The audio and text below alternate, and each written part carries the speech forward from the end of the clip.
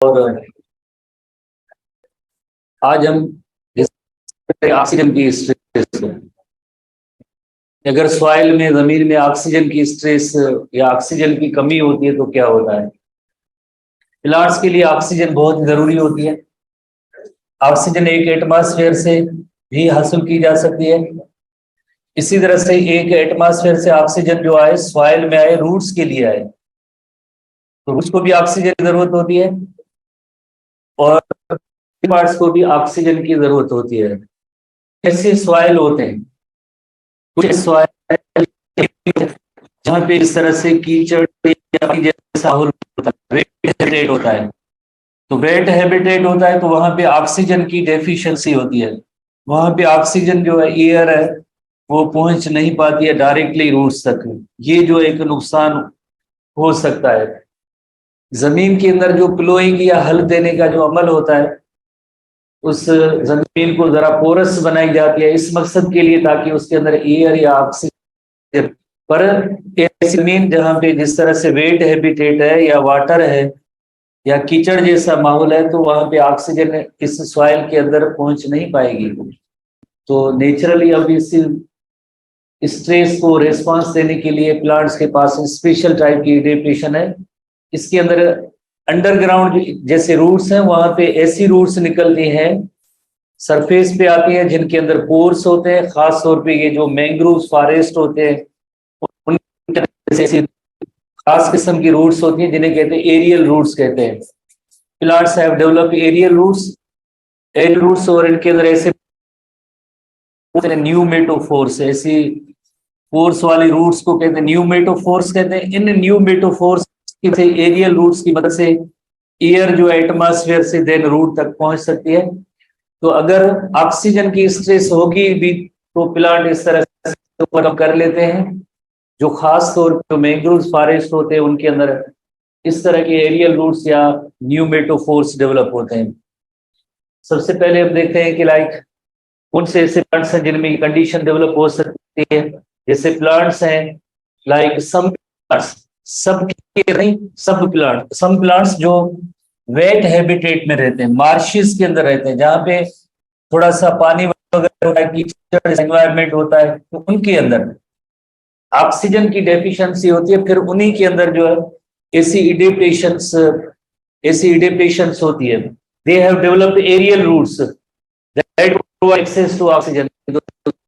Aerial root का मतलब होता है, हालांकि जमीन तो अंडरग्राउंड होनी चाहिए, रूट तो अंडरग्राउंड होनी चाहिए, पर ऐसी अबव द सरफेस होती है, तो उसे हम कहते हैं एरियल रूट कहते हैं। एरियल रूट ग्रो करती है अबव द सरफेस, और उसके अंदर भी पोर्स होते हैं, और वहां से एटमॉस्फेयर से जो ऑक्सीजन होती है, एयर होती है, उन पोर्स के लिए दाखिल होगी और जाके रूट तक जाएगी। इलस्ट्रेशन, जैसे ये मैंग्रोव फॉरेस्ट, फॉर एग्जांपल ये मैंग्रोव फॉरेस्ट है, तो उसके अंदर सरफेस से बाहर जो है इस तरह की रूट्स जो निकली होती है, जिन्हें कहते हैं न्यूमेटोफोर्स कहते हैं। Vertical branches of underground roots होती है। अंडरग्राउंड रूट्स जो है उनकी वर्टिकल ऐसी ब्रांचेस हैं जिसके अंदर ऐसे पोर्स होते हैं, और इन्हें हम कहते हैं रेस्पिरेटरी रूट्स भी कह सकते हैं, या एक और भी रूट टर्म इस्तेमाल किया जा सकता है, ब्रीदिंग रूट भी इनके लिए लफ्ज इस्तेमाल किया जा सकता है। जैसे ये सॉइल है, और उसके बाद जैसे ये वाटर की लेवल है, तो आप देखिए ये अंडरग्राउंड रूट है, उसकी एक ब्रांच जो निकली है above the surface of water, water के भी अबव है, और इसके अंदर जैसे ऐसी पोर्स की प्रेजेंस होती है।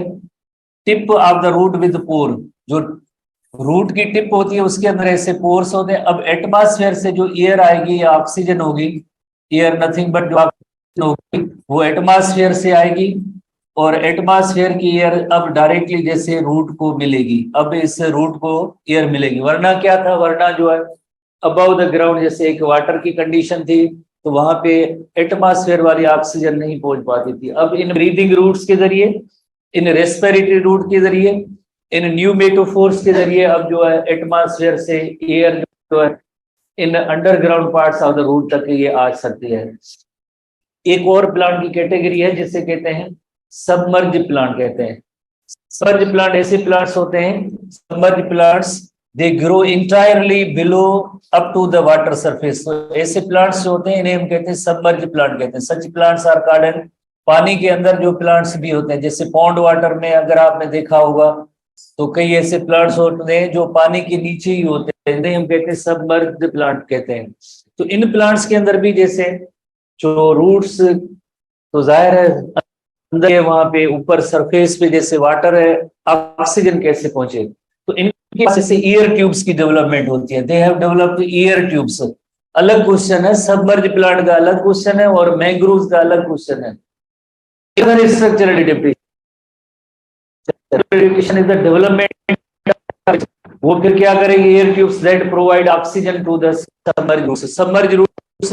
सबमर्ज प्लांट की रूट्स होती है, वहां तक ऑक्सीजन जाती है, बिकॉज एयर ट्यूब्स के अंदर ये एबिलिटी होती है that can extend from the roots to the surface. Root से लेकर वाटर के अबव सरफेस तक जो है ये आ जाते हैं, देन सरफेस से ऑक्सीजन जो है इन रूट्स तक आ सकती है। तो ये एसटीबी की तो पॉइंट नहीं है, बट हम थोड़ा सा इसको समझने के लिए ऐसे कि रूट से एयर ट्यूब से निकलती है और एयर ट्यूब से सरफेस तक आते हैं और उसके जरिए जैसे ऑक्सीजन आएगी और अल्टीमेटली रूट्स को मिलेगी। इस तरह से जो खास तौर पे जो सबमर्ज प्लांट होते हैं, अंडर द वाटर होते हैं, जो ग्रो करते हैं, उनके यहाँ एयर ट्यूब्स होते हैं। मैंग्रोव फॉरेस्ट होते हैं, उनके अंदर जैसे न्यूमेटोफोर्स होते हैं या एरियल रूट्स होते हैं, जिनके जरिए ऑक्सीजन अल्टीमेटली रूट तक पहुंच जाती है। तो अगर भले जिस तरह से ऑक्सीजन की डेफिशिएंसी हो पर प्लांट के पास से नेचुरली एक एडेप्टेशन होते हैं, जैसे न्यूमेटोफोर्स की सूरत में या एयर ट्यूब्स की सूरत में, जिसके जरिए एटमॉस्फेयर की ऑक्सीजन अल्टीमेटली रूट तक पहुंच सकती है। अगर बाय द वे अगर देखा जाए तो मींस वाटर की प्रेजेंस अगर है तो एयर वहां पे नहीं पहुंच सकती है। तो ये चंद एक प्लांट होते हैं उनके अंदर एडेप्टेशन होती है, नॉट इन ऑल प्लांट, सब प्लांट्स के अंदर नहीं। उसके बाद नेक्स्ट हम आते हैं response to salt stress. Salt stress यकीनन कुछ ऐसे एरियाज होते हैं जैसे कोस्टल एरियाज हैं या कुछ और ऐसी जमीन है जिस सॉइल भी होता है जिसके अंदर सॉल्यूट या साल्ट्स जो है उनकी हाई कंसंट्रेशन होती है। आपने अगर लोअर क्लासेस में पढ़ा होगा ओस्मोसिस के एक्सपेरिमेंट के हवाले से कि जिस जगह पे सॉल्यूट या साल्ट की कंसंट्रेशन हायर होती है, सॉल्यूट जिस भी जगह पे हायर कंसंट्रेशन में होंगे तो उसी जगह पे जो है ना वाटर दूसरे किसी मीडियम से वाटर निकल के इस जगह पे वाटर आ सकता है। तो इसी तरह से अगर हम एग्जाम्पल लें कि ऐसा सॉइल या जमीन है जिसके अंदर सॉल्यूट कंसंट्रेशन हायर है, अगर सॉल्यूट की कंसंट्रेशन हायर होगी तो यकीनन ऐसी सिचुएशन में इस प्लांट का भी वाटर जो है निकल के इस सॉइल में आ सकता है और जिसकी वजह से प्लांट की डेथ हो सकती है। अगर प्लांट का भी वाटर निकल के ऐसे सॉइल में आएगा जहां पे सॉल्यूट की कंसंट्रेशन हायर होगी तो उस कंडीशन में प्लांट की डेथ हो जाएगी। पर आप देखते रहते हैं कई ऐसे प्लांट होते हैं जो कोस्टल एरियाज पे पाए जाते हैं पर उनकी डेथ नहीं होती है। वाई नेचर की तरफ से उनके पास भी एक ऐसी एडेप्टेशंस दी गई है जिसकी वजह से उनका डेथ नहीं होता है। अपटेक का वाटर भी करते हैं, प्लस में एक्सेस साल्ट होते हैं उनको भी रिमूव करते हैं। दोनों किस्म की एडेप्टेशन इनके पास मौजूद है। तो सबसे पहले हम देखेंगे कि अगर सॉल्यूट की कंसंट्रेशन हायर होगी तो प्लांट पे क्या इफेक्ट होगा। अगर हाई साल्ट कंसंट्रेशन होगी, कुछ ऐसे सॉइल जिनके अंदर सॉल्यूट की कंसंट्रेशन अगर हायर होगी तो वो lowering the water potential of the soil, soil का वाटर पोटेंशियल लोअर हो जाएगा। एक्स ओस्मोसिस की कंडीशन होगी और you know very well x osmosis की वजह से वहां पे जो पाए जाने वाले प्लांट्स होंगे उन प्लांट सेल्स के अंदर प्लाज्मोलाइसिस होगी और जिसके रिजल्ट में प्लांट का डेथ हो सकता है। अगर सॉइल के अंदर सॉल्यूट की कंसंट्रेशन हायर होगी तो प्लांट का डेथ हो सकता है। पर जो हेलोफाइट्स होते हैं, नॉट इन ऑल प्लांट्स, पर हेलोफाइट्स की जो कैटेगरी होती है प्लांट्स के अंदर, halophytes you know very well chapter 1 के अंदर आपने इंटर क्लास चैप्टर 1 के अंदर हेलोफाइट्स की कैटेगरी पढ़ी है। तो ऐसे प्लांट्स जहाँ पे साल्ट की कंसंट्रेशन ज्यादा होती है, साल्टी सॉइल होते हैं, उनके अंदर जिंदा रहने वाले या वहां पे सरवाइव करने वाले जो प्लांट्स होते हैं उन्हें हेलोफाइट्स कहते हैं। तो नेचुरली इनके पास क्या है, जो फर्स्ट चैप्टर के अंदर थोड़ी सी डिटेल है और आपको पता है इस डिटेल के अंदर ये लिखा हुआ है, हमने पढ़ा भी है कि लाइक जब सॉल्यूट की कंसंट्रेशन या साल्ट सॉइल के अंदर ज्यादा होते हैं तो सबसे पहले प्लांट ये करते हैं काम कि साल्ट्स को अपटेक करते हैं। जब साल्ट्स रूट में ज्यादा आएंगे तो यहाँ पे सॉल्यूट कंसंट्रेशन ज्यादा हो जाएगी तो फौरन वाटर आपको पता है जब सॉल्यूट कंसंट्रेशन चेंज हो जाएगी तो वाटर इन रूट्स के अंदर आ जाते हैं, वाटर की क्वांटिटी इस रूट के अंदर आ जाती है। अब नेक्स्ट क्या होगा कि दूसरा इश्यू ये होता है कि एक्सेस साल्ट कहाँ जाएंगे। एक्सेस साल्ट इन लीव्स के अंदर साल्ट ग्लैंड्स होते हैं, एक्सेस साल्ट जो लीव्स के अंदर जो ऐसे साल्ट ग्लैंड्स होते हैं, अब उनके जरिए साल्ट ग्लैंड्स के जरिए एक्सेस साल्ट्स की रिमूवल होगी। एक्सेस साल्ट इजाफी जितने भी साल्ट्स होंगे वो सब रिमूव हो जाएंगे। Excess salts will be removed through salt gland from the leaves, और इस अमल को हम कहते हैं डीसैलिनेशन। डीसैलिनेशन, डी की मीनिंग होती है रिमूव करना, सैलिनेशन रेफर्स टू साल्ट। तो पहले स्टेप में जैसे प्लांट को एक इश्यू होता है कि वाटर को कैसे अपटेक करेंगे, वाटर को अपटेक उन्होंने आसानी से कर लिया। कैसे, सॉइल के अंदर जितने भी साल्ट होते हैं तो जाहिर है उनको एक्टिव ट्रांसपोर्ट के जरिए रूट्स के अंदर एब्जॉर्ब करते हैं, रूट के अंदर एब्जॉर्ब करते हैं तो वाटर खुद ब खुद अंदर आ जाता है। पर दूसरा इशू ये होता है कि इतने ज्यादा एक्सेस साल्ट दिन रात जिस तरह से एक दिन का काम नहीं होता है, ऐसी प्लांट सर्वाइव भी इसी सॉइल के अंदर करते हैं, तो इतने एक्सेस साल्ट कहाँ जाएंगे। तो कुदरत ने, नेचर ने इनकी एक एडेप्टेशन ये दी है कि लीव के अंदर जो है साल्ट ग्लैंड मौजूद है, एक्सेस साल्ट होंगे वो उन साल्ट को रिमूव करते रहते हैं। These plants specially halophytes have salt glands in their leaves, जो क्या करेंगे, डीसैलिनेशन करेंगे, तो जितने भी एक्सेस साल्ट होंगे उनकी रिमूवल हो जाएगी। इस तरह से जो है अगर सॉइल के अंदर हाई कंसंट्रेशन होती है तब भी प्लांट्स अपने आप को जिंदा रख लेते हैं, हाई साल्ट के अंदर भी प्लांट्स अपने आप को जिंदा रख लेते हैं। As a result salt is pumped out of the plants, however except halophytes other plants can not survive in the salt space. सिर्फ और सिर्फ हेलोफाइट्स के पास ऐसी एडेप्टेशन है, बाकी किसी भी प्लांट के अंदर ऐसी हाई साल्ट की स्ट्रेस में जिंदा रहने की कोई भी एडेप्टेशन नहीं होती है। ओनली एंड ओनली जो हेलोफाइट्स होते हैं उनके अंदर ये ऐसी एडेप्टेशन है। उसके बाद नेक्स्ट हम स्ट्रेस पे आते हैं। नेक्स्ट स्ट्रेस है हाई हीट स्ट्रेस।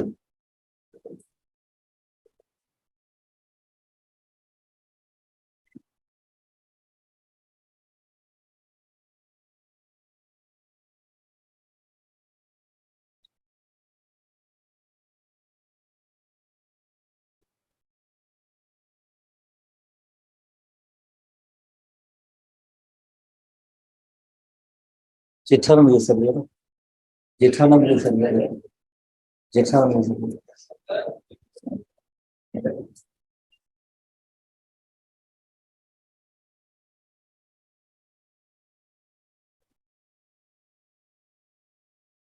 ये की रहेगा लाइन यार इसको, हाई हीट। जैसे आपको पता है कि optimum temperature is necessary, optimum temperature, यकीनन ऑप्टिमम टेम्परेचर होगा तो वहां पे एंजाइमेटिक रिएक्शन, मेटाबॉलिक रिएक्शंस उस प्लांट की या कोई भी लिविंग ऑर्गेनिज्म हो उसके लिए एक ऑप्टिमम टेम्परेचर होना जरूरी है। हमने पढ़ा था फर्स्ट ईयर के हवाले से, एंजाइम के हवाले से, कि enzymes are thermolabile, heat sensitive भी हैं, as well as pH sensitive भी होते हैं, एंजाइम के हवाले से जो हमने पढ़ा था। तो जाहिर है कि हर एक ऑर्गेनिज्म का एक ऐसा टेम्परेचर होना चाहिए जिसपे उसकी मेटाबॉलिक एक्टिविटीज होनी चाहिए। अगर टेम्परेचर नॉर्मल रेंज से जैसे बढ़ जाता है तो यकीनन एंजाइम्स डी नेचर होंगे, अगर एंजाइम्स डी नेचर होंगे तो जाहिर है फिजियोलॉजिकल एक्टिविटीज नहीं होंगी और प्लांट का डेथ हो जाता है। तो सबसे पहले हाई हीट, जैसे आपको पता है कि इन्वायरमेंट तो कभी भी सेम या कांस्टेंट नहीं रहता है। जैसे आजकल जैसे हमारे यहाँ जैसे गर्मियों की मौसम आ रही है और पहले सर्दियों की थी, दुनिया के अंदर भी, पूरी दुनिया के अंदर ऐसी क्लाइमेटिक कंडीशन तो चेंज होती रहती है। पर इसी तरह से अगर जब हाई टेम्परेचर, खास तौर पे हमारे डेजर्ट्स के अंदर आपने देखा होगा टेम्परेचर बहुत ही ज्यादा हाई हो जाता है, पर ऐसी सिचुएशन के जिंदा रहते हैं, जैसे कम भी होता है कभी और ज्यादा भी होता है, तो आखिरकार उसके अंदर ऐसी क्या मैकेनिज्म है। हमें इंसानों को जैसे गर्मी लगती है तो पंखों के नीचे आ जाते हैं, एसी चला लेते हैं, किसी दरख्त के नीचे आके बैठ जाते हैं। पर जो प्लांट खुद होगा उसको जैसे हाई टेम्परेचर है, ये तो मूव भी नहीं कर सकता है, किसी से हेल्प भी नहीं ले सकता है। क्या ऐसी आखिरकार एडेप्टेशंस होती है जिसकी वजह से इस हाई टेम्परेचर जैसे प्लांट अपने आप को जिंदा रखता है। तो हाई टेम्परेचर प्लांट को नुकसान दे सकता है, कैसे नुकसान दे सकता है, denaturing its enzyme. High temperature पे एंजाइम डी नेचर हो सकते हैं, अगर एंजाइम डी नेचर होंगे तो यकीनन मेटाबॉलिक प्रोसेसेस और मेटाबॉलिज्म है उसकी डिस्टर्ब होगी और प्लांट की डेथ हो सकती है। ऐसी सिचुएशन के अंदर क्या हो सकता है, जैसे कई आप फिजिक्स के अंदर या ऐसे साइंस के अंदर प्रोसेसेस पढ़ते हैं कि जब भी टेम्परेचर बढ़ जाता है तो उसको एक कूलिंग मैकेनिज्म उनके पास होनी चाहिए, जिसके जरिए वो उसका जो बढ़ा हुआ टेम्परेचर होता है, इंक्रीज टेम्परेचर होता है, वो जरा कम हो सकता है। तो फॉरेन प्लांट्स के अंदर ऐसी कंडीशन के अंदर रेट ऑफ ट्रांसपायरेशन जो इंक्रीज हो जाता है। रेट ऑफ ट्रांसपायरेशन जैसे इंक्रीज होगा तो ये एक एवापोरेटिव कूलिंग मैकेनिज्म होती है, जिसके जरिए प्लांट्स का टेम्परेचर जो पहले बढ़ रहा था तो वो जरा कम होगा। एवापोरेटिव कूलिंग इसे कहते हैं। एवापोरेटिव कूलिंग मैकेनिज्म के जरिए टेम्परेचर कम हो सकता है। जैसे ही टेम्परेचर हाई होगा या बढ़ता जाएगा तो फौरन उस प्लांट के अंदर रेट ऑफ ट्रांसपायरेशन जो है इंक्रीज होगा। रेट ऑफ ट्रांसपायरेशन जब इंक्रीज होगी, ट्रांसपायरेशन का रेट जब इंक्रीज होगा तो यकीनन उसका इफेक्ट होता है, cooling effect in the plants होता है, जिसे हम कहते हैं कि एवापोरेटिव कूलिंग। तो इस हाई टेम्परेचर से फाइट करना, लड़ना, उसके लिए पहली एडेप्टेशन जैसे होती है एवापोरेटिव कूलिंग, ट्रांसपायरेशन रेट बढ़ जाता है। इसी तरह से दूसरा एक नुकसान हम देख सकते हैं कि हाई टेम्परेचर का नुकसान क्या होता है। हाई टेम्परेचर का नुकसान ये भी हो सकता है, जैसे कोल्ड या हाई टेम्परेचर होगा तो उसके हवाले से हम ये पढ़ सकते हैं, जैसे ये कोल्ड से रिलेटेड है, थोड़ी देर के बाद हम इसको डिस्कस करते हैं। टेम्परेचर का लाइक इफेक्ट तो प्लाज्मा मेम्ब्रेन पे होता है, पर हम इसको थोड़ी देर के बाद डिस्कस करेंगे। दूसरी पॉइंट जैसे चैप्टर 1 के अंदर भी मौजूद है, जैसे आपको पता है चैप्टर 1 होमियोस्टेसिस है, उसके अंदर भी मौजूद है हाई टेम्परेचर का इफेक्ट। तो ये वहां पे भी जैसे लिखा हुआ है H or above the 40 degree centigrade. जब भी किसी लाइक एटमॉस्फेयर का temperature H or above the 40 degree centigrade होगा तो ऐसी सिचुएशन के अंदर एक प्लांट के अंदर नए प्रोटीन प्रोड्यूस होते हैं, जिन्हें कहते हैं heat shock proteins. Short form में उसे कहते हैं HSP, हीट शॉक प्रोटीन्स। जैसे at or above the 40 degree centigrade, atmosphere का temperature at or above the 40 degree centigrade होता है तो प्लांट एक नए प्रोटीन प्रोड्यूस करते हैं। उन प्रोटीन का नेम होता है हीट शॉक प्रोटीन्स। जैसे फॉर एग्जांपल ये एक हीट शॉक प्रोटीन्स है, हीट शॉक प्रोटीन्स है, हीट शॉक प्रोटीन्स है। कई इस तरह से हीट शॉक प्रोटीन प्रोड्यूस करते हैं और इनका काम होता है दूसरे जो नॉर्मल प्रोटीन्स होते हैं, अदर प्रोटीन्स होते हैं, जो रेगुलर प्रोटीन्स हैं, इनको प्रोटेक्ट करना। इनको किस तरह से प्रोटेक्ट करेंगे, तो जितने भी ऐसे हीट शॉक प्रोटीन्स प्रोड्यूस होते हैं, हीट शॉक प्रोटीन्स जितने भी ऐसे प्रोड्यूस होते हैं, हीट शॉक प्रोटीन्स तो इसके इर्द गिर्द आ जाएंगे, इर्द गिर्द आ जाएंगे और इस तरह से जो ये जो मेन प्रोटीन है इसको जो है जैसे ये प्रोटेक्ट कर लेते हैं। ये जो मेन प्रोटीन था इसको किसने प्रोटेक्ट किया, इसके रिमेनिंग इर्द गिर्द ये आ जाते हैं, इसको कुछ नहीं होता है। तो अगर ये स्ट्रेस हमेशा के लिए नहीं होती है, यानी थोड़ा सा एक टाइम होता है उसके अंदर जैसे स्ट्रेस होती है, तो हीट शॉक प्रोटीन का काम होता है जो अदर प्रोटीन्स है, बॉडी की नॉर्मल प्रोटीन्स है, उनको प्रोटेक्ट करना। सिर्फ तभी बनेंगे जब temperature at or above 40 degree centigrade होगा। तो इन प्रोटीन्स का काम होगा, हीट शॉक प्रोटीन का काम होगा, they prevent protect enzymes and metabolic proteins from denaturing. तो दूसरे जितने भी मेटाबॉलिक प्रोटीन्स होंगे उनको डीनेचर होने से कौन बचाएगा, ये हीट शॉक प्रोटीन्स बनाएंगे। HSP जो है हीट शॉक प्रोटीन्स होंगे जो अदर मेटाबॉलिक प्रोटीन्स हैं। और इसके अंदर जो की पॉइंट या मेन पॉइंट है ये, जैसे आप नोट करेंगे at or above 40 degree centigrade, HSP heat shock proteins are produce, और हीट शॉक प्रोटीन क्या करेंगे, they protect other proteins from getting denatured या डीनेचरेशन से जो है उनको बचा लेते हैं। तो इस हवाले से चैप्टर 3 के अंदर सिर्फ 2 पॉइंट्स आपको हाई टेम्परेचर पे याद करनी है। कौन से हाई टेम्परेचर पे, कि नंबर 1 जैसे हाई टेम्परेचर होता है तो प्लांट के अंदर रेट ऑफ ट्रांसपायरेशन ज्यादा हो जाता है, एवापोरेटिव कूलिंग के जरिए उसका जो टेम्परेचर कूल डाउन जरा हो जाएगा। Number 2, at or above 40 degree centigrade plant produce heat shock protein, they prevent और protect other proteins from getting denatured. इस तरह से एक अब नई लाइक कोल्ड स्ट्रेस के हवाले से हम पढ़ेंगे कि जब भी जिस तरह से प्लांट के अंदर कोल्ड स्ट्रेस होती है तो प्लाज्मा मेम्ब्रेन की प्रॉपर्टीज है ना वो जरा मुतासर होती है।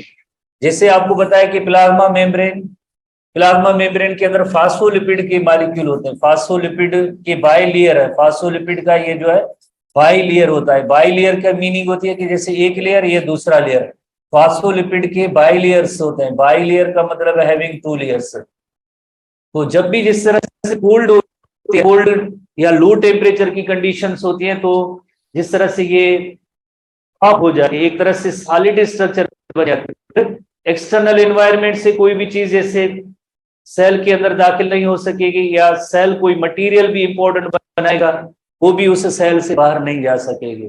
अगर जिस तरह से लो टेम्परेचर होगा तो बिल्कुल उसकी प्लाज्मा मेम्ब्रेन ऐसे एक सॉलिड स्ट्रक्चर बन जाएगी। ऐसी सिचुएशन के अंदर जब सॉलिड इस तरह से जैसे आप कहें वो केमिस्ट्री वाली नहीं, जरा विस्कस हो जाएगी, ज्यादा ही विस्कस हो जाएगी, फिर उसकी वजह से फ्लूइड नेचर जो होती है प्लाज्मा मेम्ब्रेन की वो बरकरार नहीं रहेगी। जब फ्लूइड नेचर बरकरार नहीं रहेगी तो सॉल्यूट की जो ट्रांसपोर्ट प्लाज्मा मेम्ब्रेन नहीं हो सकती, नुकसान इसका ये होगा। ऐसी सिचुएशन के अंदर वापस जो फ्लूइड नेचर, तब अनसैचुरेटेड हाइड्रोकार्बन फैटी एसिड जो इनके होते हैं, अनसैचुरेटेड फैटी एसिड की कंसंट्रेशन बढ़ जाती है। जैसे आप देख रहे हैं तो फास्फोलिपिड जो बाइलेयर होता है उसके अंदर सैचुरेटेड और अनसैचुरेटेड फैटी एसिड की कंपोजिशन होती है। तो इस तरह से अनसैचुरेटेड फैटी एसिड की कंसंट्रेशन ज्यादा हो जाती है।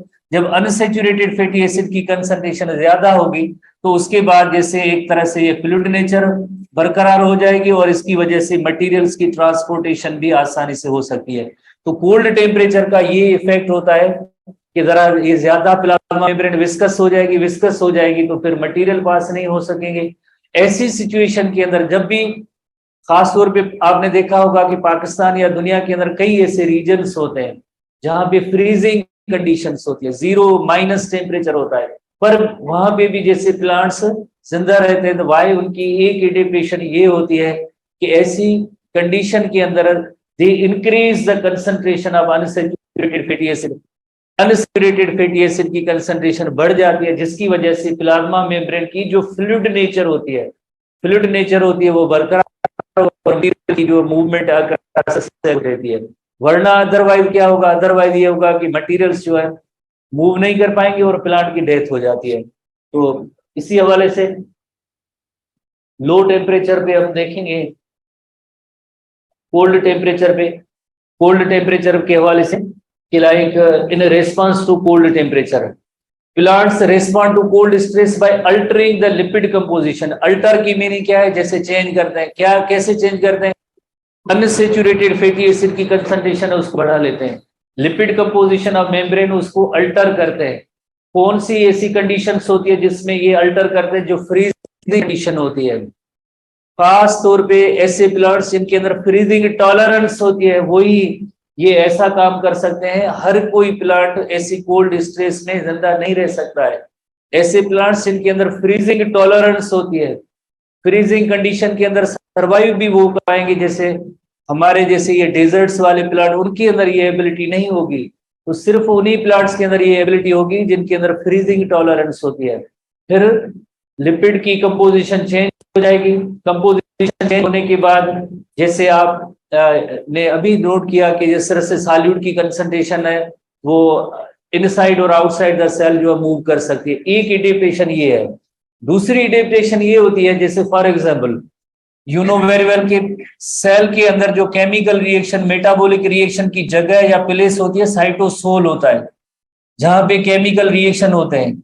साइटोसोल या साइटोप्लाज्म, प्लांट का जो साइटोसोल या साइटोप्लाज्म, इसके अंदर 60 to 90%, किन बुक में 70 to 90 या मुख्तलिफ जो है परसेंटेज दिए गए हैं, तो 70 to 90% जैसे वाटर होता है। अगर बाहर की जैसे फ्रीजिंग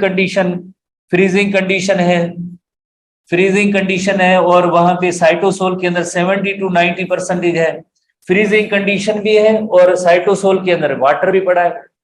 आप इवन एक कॉमन ऑब्जर्वेशन भी कर सकते हैं, जैसे एटमॉस्फेयर के अंदर वाटर वेपर्स होते हैं और एटमॉस्फेयर का टेम्परेचर 0 या माइनस होता है, तो जाहिर है यकीनन उस वाटर की भी कंडीशन चेंज हो सकती है। ये तो लिविंग ऑर्गेनिज्म है, तो यकीनन यहाँ पे क्या होना चाहिए, आइस बननी चाहिए।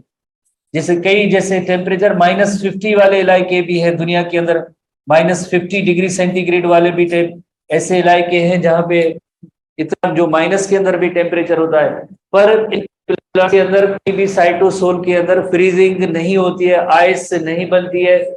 साइटोसोल यकीनन सुपर कूल होता है। साइटोसोल सुपर कूल हो सकता है, लिक्विड नेचर बरकरार रहती है, केमिकल रिएक्शन हो रहे होते हैं। अब दूसरा सवाल है कि लाइक आइस तो बनेगी पर कहाँ बनेगी? Ice crystals are found on the cell wall. Cell wall पे भले आइस क्रिस्टल्स बन जाए, सेल वॉल पे आइस क्रिस्टल्स भले बन जाए, क्योंकि वहां पे कोई केमिकल रिएक्शन नहीं होता है। जो सेल वॉल होती है वहां पे आइस क्रिस्टल्स बन जाते हैं, वहां पे आइस क्रिस्टल्स बन जाते हैं, साइटोसोल जो है सुपर कूल हो जाता है। इसको सुपर कूल करने में एक और जैसे पॉलीमर भी होते हैं, खास तौर पे जो फ्रीजिंग टॉलरेंस जैसे जिनके अंदर होती है, तो वो ये काम एक करते हैं कि इनके अंदर एक नए किस्म के पॉलीमर बनते हैं, पॉलीमर बनते हैं जिनका नेम होता है फरक्टन्स। फरक्टोज के पॉलीमर्स होते हैं जिन्हें कहते हैं फरक्टन्स कहते हैं। Fructans are the polymers of the fructose. तो जब ऐसे फरक्टन्स की कंसंट्रेशन ज्यादा होती है तो ये साइटोसोल को जो है फ्रीज होने नहीं देते हैं, आइस बनने नहीं देते हैं, इसको सुपर कूल जरूर करते हैं।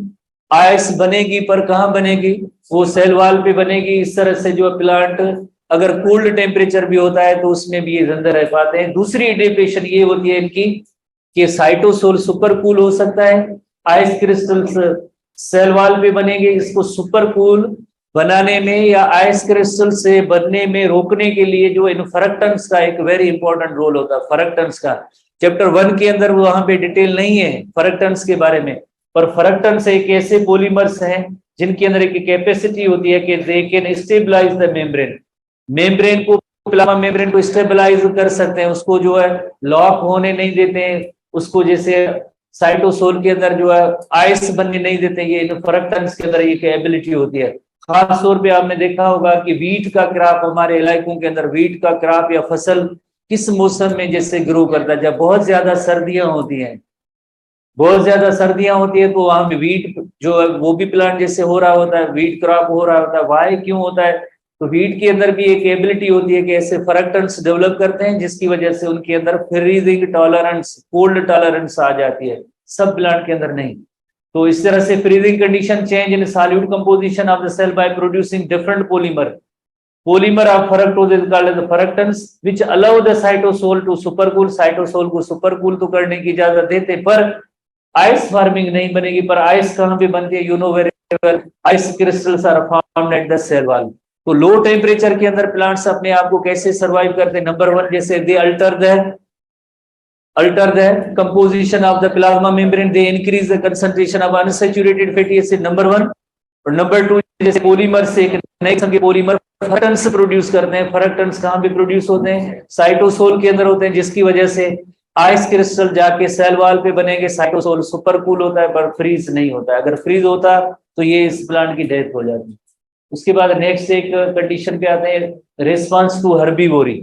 हर्बीवोरी की अगर रिपीटेडली बार बार अगर कोई हर्बीवोर एनिमल होगा, हर्बीवोर एनिमल जाहिर है उसका खाना ही जैसे हर्बीवोर एनिमल का जो खाना भी प्लांट्स या ग्रासेस होते हैं, ग्रासेस होते हैं तो इसको ये खाएंगे, या प्लांट की कोई प्रोडक्ट होगी वो उसको प्लांट को ये खाएंगे। हर्बीवोर की डाइट ही नेचुरली यही है। पर अगर रिपीटेडली एक्सेसिवली बार बार ओवर ग्रेजिंग हो जाए तो यकीनन ये प्लांट भी कहेगा कि जैसे मेरी जैसे ग्रोथ हो रही है, कोई प्लांट जो एनिमल आ रहा है वो डेली में थोड़ी ग्रोथ करता हो तो खा जाता है, प्लांट जरूर नाराज तो होगा। बिकॉज इसका लाइफ साइकिल अगर इसी तरह से प्लांट्स को ये हर्बीवोर खाते रहेंगे तो लाइफ साइकिल कंप्लीट नहीं होगा। लाइफ साइकिल कंप्लीट नहीं होगा तो यकीनन जैसे इसका जो आगे डेथ हो जाएगा, इसके नेक्स्ट मेंबर भी नहीं बन पाएंगे। तो नेचुरली एक इनके पास ऐसी एडेप्टेशन डेवलप हो गई जिसके बाद ये एक्सेसिव हर्बीवोरी से भी जैसे वहां उस स्ट्रेस से भी ये निकल आते हैं। जैसे शिकायत नहीं करेंगे हर्बीवोर एनिमल से, लड़ भी नहीं सकते हर्बीवोर एनिमल को, जैसे कहेंगे आप काइंडली हमें ना खाएं ऐसे भी नहीं कह सकते हैं, किसी दूसरे से हेल्प भी नहीं ले सकते हैं। पर इनके पास खुद ही नेचर ने एक ऐसी एडेप्टेशन दी है जिसकी वजह से जो हर्बीवोर एनिमल्स ओवर ग्रेजिंग या एक्सेसिव हर्बीवोरी से जो है लाइक बच सकते हैं। स्ट्रेस तो है, यकीनन एक स्ट्रेस है। हर्बीवोरस एनिमल जब बार बार रिपीटेडली खाएंगे तो यकीनन प्लांट के लिए एक स्ट्रेस है। तो ऐसी एक्सेसिव हर्बीवोरी वाली कंडीशन में पहली एक एडेप्टेशन होती है, दे डेवलप थॉर्न्स। जैसे कांटे जब होते हैं किसी भी प्लांट के अंदर तो हर्बीवोर जो एनिमल होता है यकदम आके दौड़ के नहीं खाता उनको, बिकॉज जो बहुत ही बड़े स्पाइन्स होते हैं, 1-2 बार ऐसे लगेंगे फिर आहिस्ता आहिस्ता उस प्लांट को अवॉइड करेगा कि यार इसके अंदर तो कांटे, ये तो बहुत ही मुश्किल काम है। और उनकी लीव्स भी बहुत ही छोटी, प्लांट के पास है क्या, जस्ट लीव्स होते हैं जो ही हर्बीवोर एनिमल खाता है। तो लीव्स उनकी छोटे भी होते हैं और कांटे बड़े हो जाते हैं। जब कांटे बड़े हो जाते हैं, उनको अगर खाने की कोशिश करेंगे तो यकीनन तो फिर उनको कांटे चुभेंगे और नेक्स्ट टाइम उससे अवॉइड करेंगे इस प्लांट को खाने से। इसी तरह से दूसरी एक स्ट्रेटेजी होती है, डिस्टेस्टफुल केमिकल्स प्रोड्यूस करते हैं, डिस्टेस्टफुल केमिकल या टॉक्सिक केमिकल। जैसे हमारे इलाकों के अंदर एक वेरी कॉमन प्लांट है जो अक्सर आपने रोड साइड पे देखा होगा, रोड दोनों तरफ से आपने देखे होंगे, देवियां, जिसे आप देवी प्लांट होता है। देवी प्लांट के लीव्स और एक कीकर या बबुल या बबर ट्री होता है, उसके भी लीव्स अगर आप देखेंगे आपको एक जैसे नजर आते हैं, सिमिलर ही नजर आते हैं। पर जो गोड्स या इनको खाती हैं, इनको अगर देवी प्लांट के जो लीव्स देंगे तो एक बार अगर टेस्ट करें ना तो उसके बाद नेक्स्ट टाइम वो कभी भी उस प्लांट को नहीं खाएगी। पर जो कीकर या बबूल का ट्री होता है उसको शौक से खा रही है वो गोट। तो वाई इज, इनको क्यों नहीं, because they have developed distasteful chemical, they have developed toxic chemical. ऐसे ही जिस तरह से अगर कोई एक रेस्टोरेंट, एक होटल, उसका खाना एक बार आपको जैसे खराब मिले, नेक्स्ट टाइम जैसे आपको भूख भी लग रही होती है, उसके करीब से भी गुजर रहे पर कहेंगे नहीं खाएंगे हम, क्योंकि हमने फलां दिन आए थे खाया था, इसका खाना अच्छा ही नहीं है। तो इसी तरह से ये भी एनिमल भी इसी तरह से करते हैं। एक बार अगर कोई टेस्ट करते हैं कि इसकी केमिकल्स की टेस्ट डिस्टेस्टफुल है, टॉक्सिक है, तो नेक्स्ट टाइम उसको जो है नहीं खाते। ये एक मैकेनिज्म होती है एक्सेसिव हर्बीवोरी से जान छुड़ाने के लिए। एक और एडेप्टेशन है जो अभी हमने चैप्टर 2 के अंदर पढ़ा है, चैप्टर 2 के अंदर प्लांट सेक्शन के अंदर पढ़ा है। अगर किसी स्टूडेंट को याद है, स्केल इन कायमा जो होते हैं ना, ये भी उसके अंदर स्केल इन कायमा के अंदर जो स्टोन सेल्स की डेवलपमेंट हुई है, स्टोन सेल की जो एडेप्टेशन प्लांट के अंदर आई है, वो स्टोन सेल से एक्चुअली इस हर्बीवोरी से जान छुड़ाने के लिए ऐसे स्टोन सेल्स जो डेवलप हुए ताकि उनको कोई हर्बीवोर एनिमल चबा ना सके, ताकि फ्यूचर में इसको ना खाए।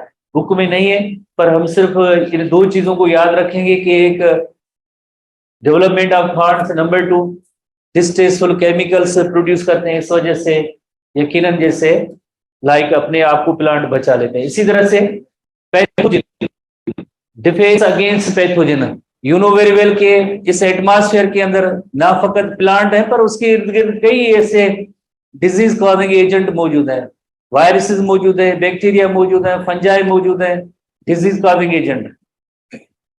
ये तो प्लांट्स हैं, पर इंसानों को भी ऐसे डिजीज कॉजिंग एजेंट है, वो भी अटैक करते रहते हैं, मुख्तलिफ किस्म की बीमारियों का वो सबब बनते रहते हैं।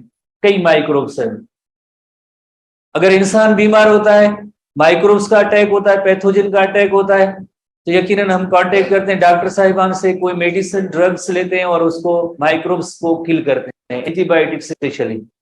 पर प्लांट किसको दिखाए कि भाई मेरी तबीयत खराब हो गई है या मेरे ऊपर जो माइक्रोब्स का अटैक हुआ है, इससे कैसे जान छुड़ाई जाए। तो नेचर ने उनको भी जैसे काफी सारी एडेप्टेशंस दी है, जिसमें वन ऑफ द एडेप्टेशन जैसे ये होती है कि लाइक सबसे पहले इनका एक डिफेंस सिस्टम है जिसके लेयर्स हैं, लेयर्स हैं। जैसे ह्यूमन बीइंग के भी जैसे डिफेंस की स्ट्रेटेजीज के हवाले से लेयर है, first line of defence, second line of defence. इसी तरह से इनके अंदर भी ऐसे डिफेंस के या प्रोटेक्शन के एक लेयर्स बने हुए ताकि उसमें कोई इंटर भी ना हो। जितने डिफेंस की जो होते हैं वैसे ही अपनी स्ट्रेटेजीज डिवाइस करते हैं कि अगर कोई फॉरेनर, कोई इस तरह से कोई बंदा आ जाए तो उसको कैसे ट्रैप किया जाता है या उसको किल किया जाता है, तो वो भी स्ट्रेटेजीज होती हैं। तो कुदरती तौर पे प्लांट्स तो एक्सपोज हैं, पैथोजन आ सकते हैं। कौन से pathogen? Viruses, bacteria, spores of fungi, और नंबर ऑफ डिजीज भी करा सकते हैं। नंबर ऑफ डिजीज हमने पढ़ी है, पैथोजेनिक डिजीज पढ़ी है, जैसे फर्स्ट ईयर के अंदर viral plant viral disease, bacterial disease, fungal disease सब मौजूद है। तो इसी तरह से अगर प्लांट्स को जैसे ऐसे पैथोजन इफेक्ट करेंगे तो यकीनन ऑर्गेनिज्म का एक उसके पास क्या होना चाहिए, उसका एक डिफेंस सिस्टम होना चाहिए जो इन डिजीज से प्रोटेक्ट करे। तो डिफेंस स्ट्रेटेजीज के हवाले से पहली डिफेंस स्ट्रेटेजी इनके पास है। जैसे ह्यूमन बीइंग के पास first line of defence intact skin है। जब तक स्किन इंटैक्ट है कोई भी पैथोजन इंटर नहीं हो सकता है। बाकी अदर ओपनिंग्स है उनके जरिए या फूड के जरिए पैथोजन आ सकता है, या स्किन जो है कट लग जाए, एक्सपोज हो जाए तो पैथोजन आ सकता है। जब तक स्किन इंटैक्ट है कोई भी पैथोजन इंटर नहीं हो सकता है। इसी तरह से इनके यहाँ भी प्लांट के अंदर एपिडर्मिस होता है, एक अपर एपिडर्मिस है, दूसरा एक लोअर एपिडर्मिस है। एपिडर्मिस जब तक इंटैक्ट होता है तो पैथोजन की एंट्री नहीं होती है, पैथोजन की एंट्री नहीं होगी जब तक एपिडर्मिस इंटैक्ट होता है, कोई इसको जैसे फिजिकल डैमेज ना हो एक्सटर्नल पार्ट को। और चैप्टर 2 के अंदर भी आपने पढ़ा था, क्या पढ़ा था पैथोजन से, याद नहीं है आपको? Rectangular cell, phellem, because epidermis तो जब सेकेंडरी ग्रोथ होती है तो गिर जाता है, तो फिर उसको कौन प्रोटेक्ट करता है, वो भी चैप्टर 2 के अंदर। बहरहाल अगर जिस तरह से आपको पता है कि प्लांट्स रेगुलर अपनी जो है मेटाबॉलिक एक्टिविटीज, जिस तरह से गैस एक्सचेंज है या वाटर वेपर्स है उनका जो है एवापोरेशन करते हैं, तो स्टोमेटा एक पोर या ओपनिंग होते हैं वो खुले होते हैं। तो ये फंजाई या पैथोजन होते हैं, इन स्टोमेटा के जरिए अंदर आ सकते हैं। अगर क्यूटिकल भी मौजूद है, एपिडर्मिस भी मौजूद है, वहां से कोई अगर पैथोजन एंटर नहीं हो सकता है, तो जिस तरह से ऐसे पोर्स होते हैं जिन्हें कहते हैं स्टोमेटा, उनके जरिए जैसे एंटर हो सकते हैं। तो एपिडर्मिस को हम कहते हैं first line of defence. Epidermis first line of defence, कोई पैथोजन इंटर नहीं हो सकेगा। पर पैथोजन कैसे इंटर हो सकते हैं? या वुंड्स के जरिए इंटर हो सकते हैं, या स्टोमेटा के जरिए इंटर हो सकते हैं। जहाँ वुंड्स या उसको कोई फिजिकल डैमेज होता है, कट लगता है, तो उसके जरिए या स्टोमेटा के जरिए इंटर हो सकते हैं। स्टोमेटा के जरिए या वुंड्स के जरिए इंटर होंगे तो एक सेकेंड लाइन ऑफ डिफेंस काम करती है। सेकेंड लाइन ऑफ डिफेंस के अंदर एक केमिकल होता है जिसका नेम है फाइटोएलेक्सिन, जो नेचुरल एंटीबायोटिक के तौर पे काम करेंगे। ये second line of defence very important question है, जो लाइक इस आपको नोट करेंगे। तो इसके अंदर एक सेकेंड लाइन ऑफ डिफेंस है, केमिकल अटैक होगा, सेकेंड लाइन ऑफ डिफेंस, जिसे फाइटोएलेक्सिन कहते हैं। और फाइटोएलेक्सिन बिल्कुल एंटीबायोटिक की तरह काम करेगा। जैसे एंटीबायोटिक का रोल क्या होता है, दे किल और inhibit the growth of micro organism, same इसी तरह से ये किसी डॉक्टर के पास नहीं गए, कोई एंटीबायोटिक ड्रग मेडिसिन नहीं ली, पर नेचुरली कुदरती एक मैकेनिज्म है कि दे प्रोड्यूस फाइटोएलेक्सिन, और फाइटोएलेक्सिन की मदद से जो है उन पैथोजन से फाइट करते हैं, उनको किल या उनकी ग्रोथ को इनहिबिट करते हैं। एक और कंडीशन है जिसको हम कल डिस्कस करेंगे।